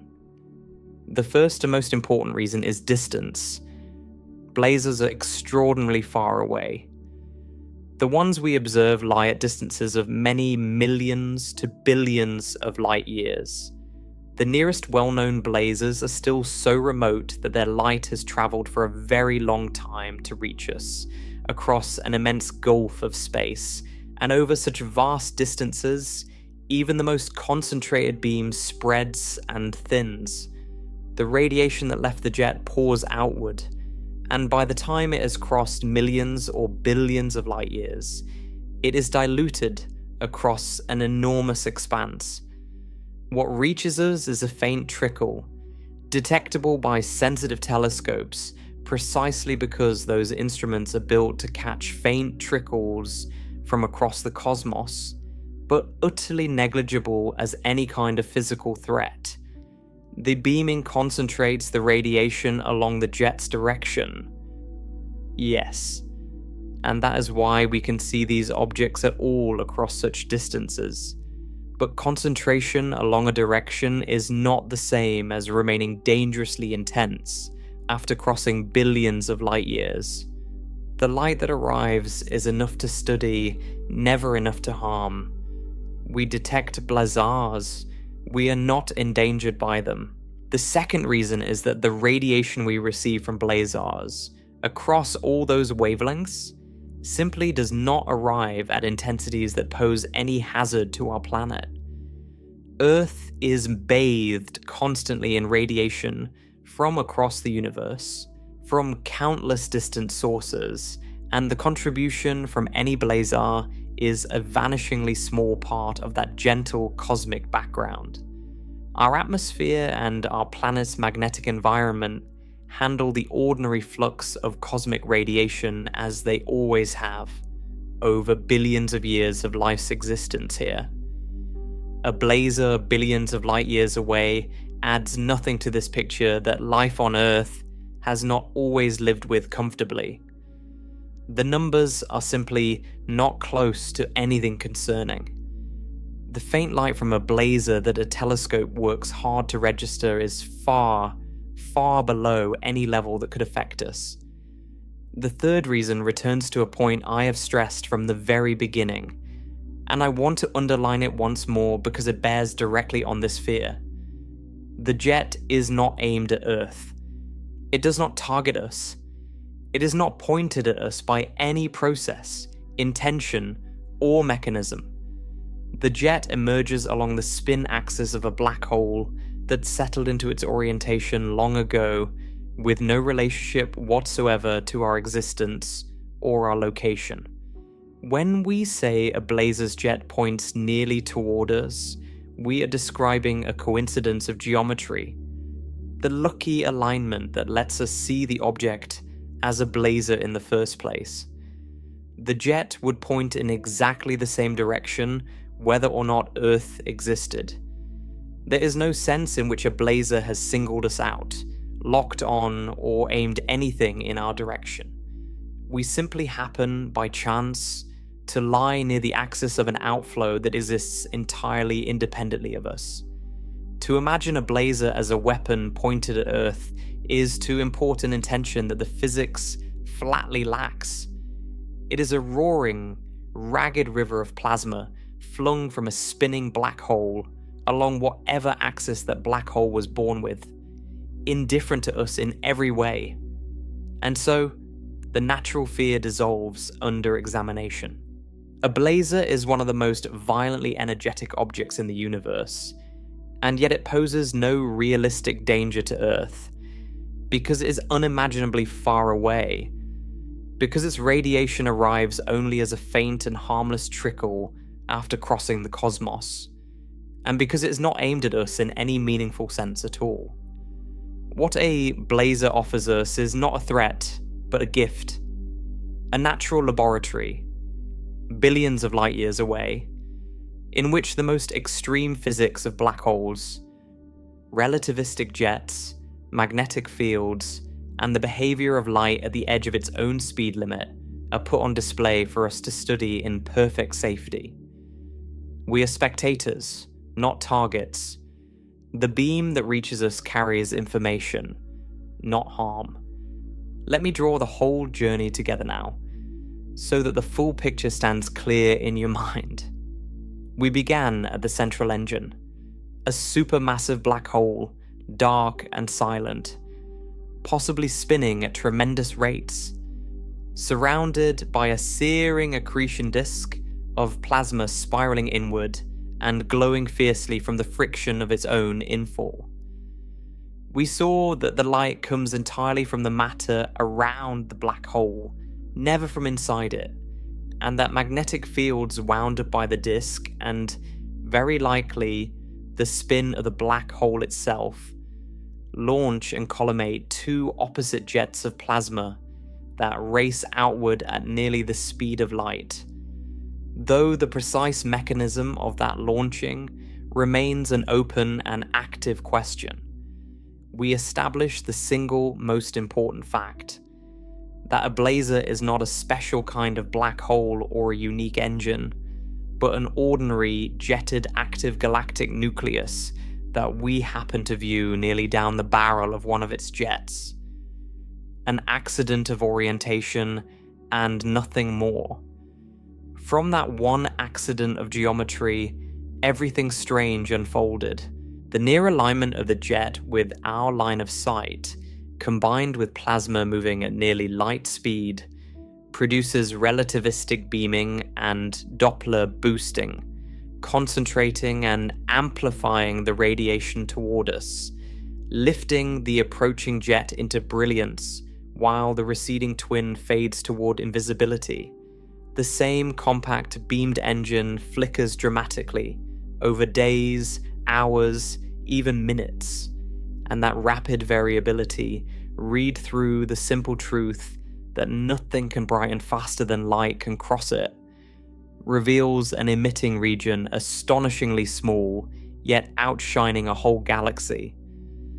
The light itself is forged by synchrotron radiation, electrons spiraling in magnetic fields, and by inverse-Compton scattering, those same electrons kicking photons up to gamma-ray energies, together letting a single blazar blaze across radio, visible, X-ray, and gamma-ray light at once, its strong polarization betraying the ordered magnetic fields that shape it, and the apparent superluminal motion of its jets, the blobs that seem to outrun light, we found to be a magnificent illusion born of the same near alignment, fast plasma chasing its own light toward us, breaking no law of physics while appearing to break the deepest one of all. We place the blazar at last within its family, an active galactic nucleus, kin to the jetted quasar seen at an angle and to the radio galaxy seen from the side. The same engine that would look utterly different if only it were tilted, distinguished from its relatives chiefly by the direction it happens to face. And we answered the natural fear plainly. A blazar, for all its violence, poses no realistic danger to Earth because it is unimaginably distant, because its light reaches us only as a faint and harmless trickle, and because it is not aimed at us at all, but points wherever a spinning black hole was born to point, wholly indifferent to our small world. That, in the end, is what a blazar truly is.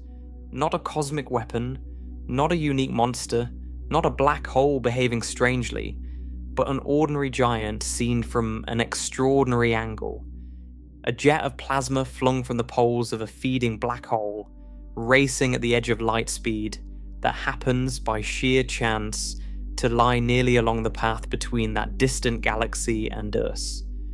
And because of that single coincidence, the universe concentrates and amplifies the object's fury along our line of sight, and shows us one of its most violent engines transformed into a beacon, flickering across billions of light years, blazing in every kind of light, seeming to outrun light itself, and reaching us at last not as a danger, but as one of the most spectacular messages the cosmos ever sends. The next time you consider the deep sky, remember that some of those faint points of light are not stars at all, but the beamed hearts of distant galaxies. They're black holes turned by chance to face us, pouring their ancient brilliance down a line of sight that, against all odds, happens to end at Earth.